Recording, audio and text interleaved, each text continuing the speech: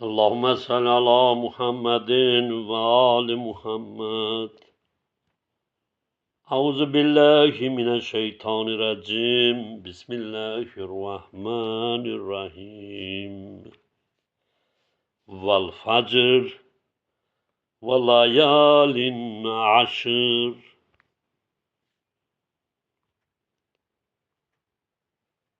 Ya ayatu nafsul mutmain. İrci ila rabbike raziyeten merziya. Vedhul fi ibad vedhul cenne. Sadakallahul aliyyul azim. Mən Zeynəbəm, hara gedim, haram var. Şükür Allah'a, Ruqayyət tək 3 yaşlı qız balam var.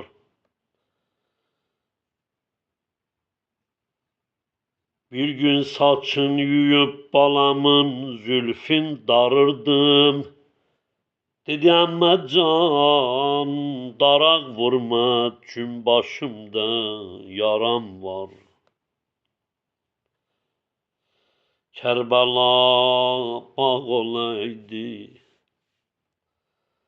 ətrafı kaş dağ olaydı. Ey şümri bihəya, o cür ki Ruqayyəni vurursan, kaş Abbas qardaşım sağ olaydı. Əla lənətullah ələl qovmi zalimin. Əzizlər, Məhərrəm ayını yaşayırıq, sizə qurban. Məclislərimizi hər yerdə Allah qəbul etsin. Əsrin imamı İmam Zaman Cəlallah Fərəcə və Talanın cəddinin müsibətini hamımız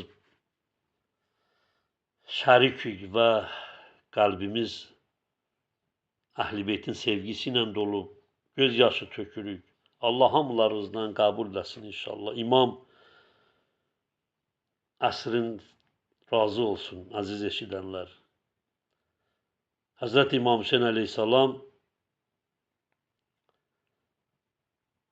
bilirsiniz hicrətin 4-cü ili Şaban ayının 3-cü günü, yəni 3-ündə Mədinə şəhərində anadan olub. İslam Peyğəmbəri xoşhal oldu. Allah Taala'nın verdiği bu hədiyədən və Ali əleyhissalamın evinə gəldi və yeni dünyaya gəlmiş körpəni əllərin üstünə alan Peyğəmbər sağ qulağına əzan, sol qulağına iqamət dedi. Onun adını Cənab-ı Cəbrail vasitəsilə Allahu Təbarək və Taala Hüseyn qoydu. 6 yaşında ikən Peyğəmbər əleyhissalam dünyasını dəyişibdi. Məhəmməd əleyhissalam həmişə onu dizin üstündə oturdub, üzündən öpərdi. Buyurardı ki, sən imamsan, imamın oğlusan və 9 imamın atasısan. Onu bağrına basar. Deyərdi, Hüseyn minnu, ənə min Hüseyn. Hüseyn məndəndir. Mən də Hüseyndənəm. Mənim ətim, qanım, canım, bədənimin bir parçasıdır. Mən də Hüseynəm, yəni onun haqq mübarizəsinə mən də ləbbeyk deyərəm.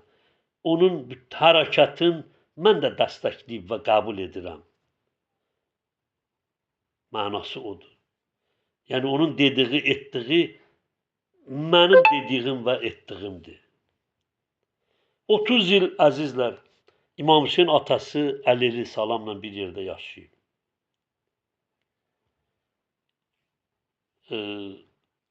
Əli əleyhissalamın dövründə fədakar silahdaş kimi xidmət edib. O atası Əli əleyhissalamın vaxtı Cəməl, Siffeyin, Nəhrivan müharibələrində də iştirak edib. Bizim tariximizdə var bunlar.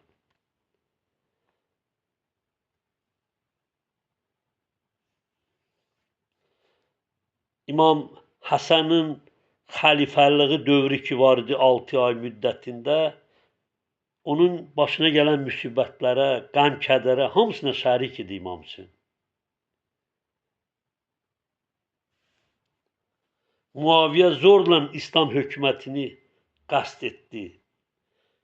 İslam'a və Allahın qanunlarına qarşı təxribat apardı. Cəmaatı elə aldatdı, 99% haqla batılı ayıra bilmirdi. İmam Hüseyn əleyhissalam ona qarşı qiyam üçün hələ şəraitin yetişmədiyini görürdü. Yəni nə qədər ki Muaviyə sağ idi, o da qardaşı kimi səbr edirdi. İmam Hüseyn əleyhissalam açıq şəkildə mübarizə etməsə də, lazımi məsələlərdə, məsəl üçün Yəzidə beyət etməkdə Muaviyə ilə müxalif mövqedə dayanırdı. Hicrətin 60-cı ilində Muaviyə dünyadan getdi. Muaviyə sağlığında İmam Hüseyn əleyhissalamla bağladığı sülh müqaviləsinin şərtlərini pozaraq oğlu Yəzidi canişin təyin etdi. Və xalqı ona beyət etməyə sövq etdi. 3 nəfər beyət etməyib tarixdə var. Biri də Həzrət İmam Hüseyndir.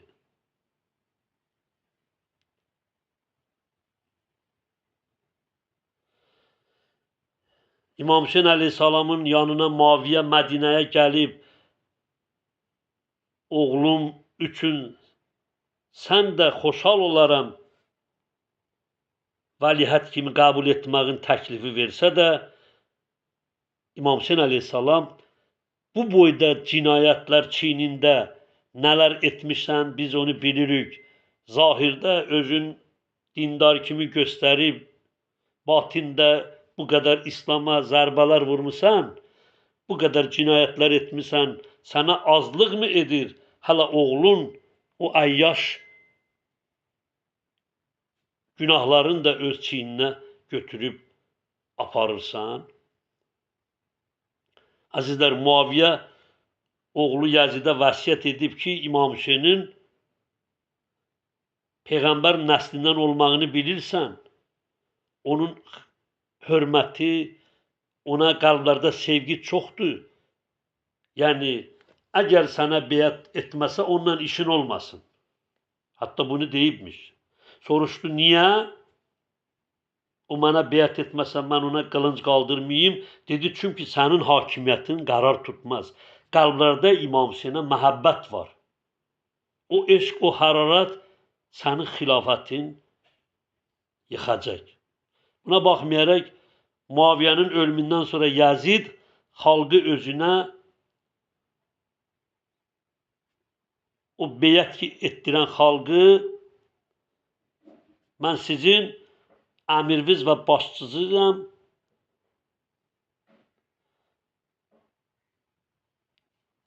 və öz hökumətini daha tanıtdırmaq üçün,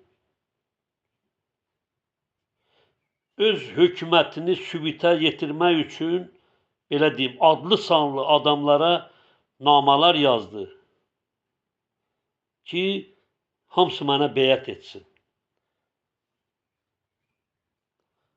Yəzid məlun Mədinənin valisinə yazıb bildirdi ki, Hüseyn ya mənə beyət etməyə məcbur et, ya da qəbul etməsə onu qətlə yetir. Vəlid Mədinənin valisi İmam Hüseynin arxasınca adam göndərdi. İmam Hüseyn əleyhissalam bir neçə silahdaşı ilə Vəlidin məclisinə gəldi. Və orada Vəlidin yaxın adamlarından biri Mərvan ibn Həkəmi gördü. Vəlid imamı Yəzidə beyət etməyə dəvət etdi.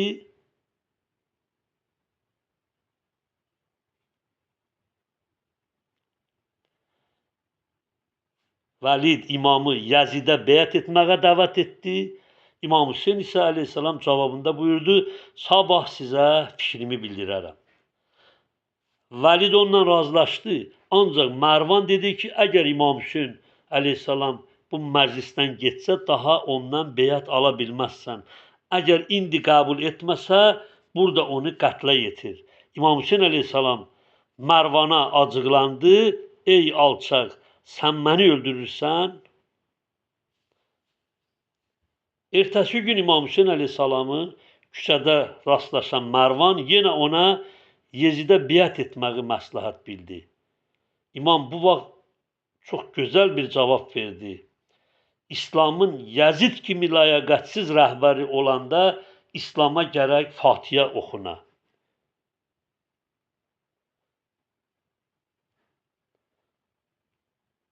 Dünya müsəlmanlarının xəbəri olmadan aradan götürüləcəyindən duyuq düşən İmam Hüseyin əleyhissalam Mədinəni tərk etmə məcburiyyəti qarşısında qaldı. O hicrətin 60-cı ili Rəcəb ayının 28-i Mədinədən çıxıb Məkkəyə yollandı. Cəhdi Peyğəmbəri ziyarət edərək, vidalaşaraq. Rəcəb ayının 28-i Mədinədən çıxdı. Tamam Peyğəmbər ailəsin, qız gəlinlərin, övladların, yaxınlarını götürüb Məkkəyə getdi. Şaban ayının 3-ü Məkkəyə yetişdi. Muaviyyənin ölümü, İmam Hüseynin Yezidə biət etməməsi, onun Məkkəyə yetişməsi, bu xəbərlər əksər müsəlman cəmaatına və Küfə əhlinə çatdı. Küfə şəhərinin ağsaqqalları İmam Hüseyin əleyhissalamın şəhərlərinə dəvət etdilər və onu bir imam kimi tanımağı məktub vasitəsilə bildirdilər. İmam öz əmisi oğlu Həzrət Müslimi Küfəyə göndərdi. Bir səfir kimi. Minlərlə adam onu imamın təmsilçisi kimi qəbul etdi. Həzrət Müslim bir məktub vasitəsilə imamı Küfəyə çağırdı. Hədisdə var 18 min müsəlman Müslümə beyət etdi. Müslim ona görə məktub yazıb imamı Küfəyə dəvət etdi. İmam Hüseyin əleyhissalam Küfə əhlinin tanıyırdı. Yəni onların vəfasızlığının atasının və qardaşının zamanında görmüşdü. İmam bilirdi ki, Küfə əhlinə etimad göstərmək olmaz. Amma ona olan təklifə etinasız qala bilmədi, əzizlər. Bütün bunlar haqqında Yezidə xəbər çatdı və o təcili İbn Ziyadı dəhşətli fərmanla Küfəyə göndərdi. İbn Ziyad Küfə əhlini qorxutmağa başladı və küfəliləri İmam Hüseyin əleyhissalama biət etməməyə çağırdı. Bildirdi ki, kim Yezidə qarşı çıxsa, onun qanını töküb malını qarat edəcək. Elan etdi ki, Müslimin yerini desinlər və Yezidin müxaliflərini ona göstərsinlər. Küfə əhlinin imanı zəif olduğu üçün xəyanət nəticəsində Müslimin yeri bəyan oldu. Ev sahibi Hanini və onun qonağı Həzrət Müslimi şəhid etdilər.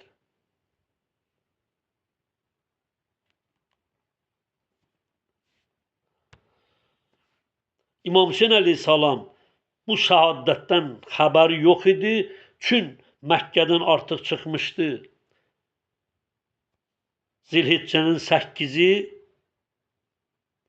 həccini ümrəyə döndərib çıxmışdı. Hətta gəlib yolda Fərəzdaq adlı bir şair ona yaxınlaşır, görüşür. Ya Hüseyin, Küfə əhli Müslimi öldürüb, qılınclar sənin əksinə qaldırıb, davata yox, xəbər verdi. İmam Hüseyin əleyhissalam özü və orada Həzrət Müslümin övladları, tamam o əsabalar dedilər ki, yox, biz yolu davam etməliyik, nəinki qayıtmaq. Biz öz qanımızı, yəni onların qisasını almalıyıq. Bəli, əzizlər, Həzrət İmam Hüseyin əleyhissalam Məhərrəm ayının 2-ci günü gəldi, indiki Kərbala çölünə yetişdi.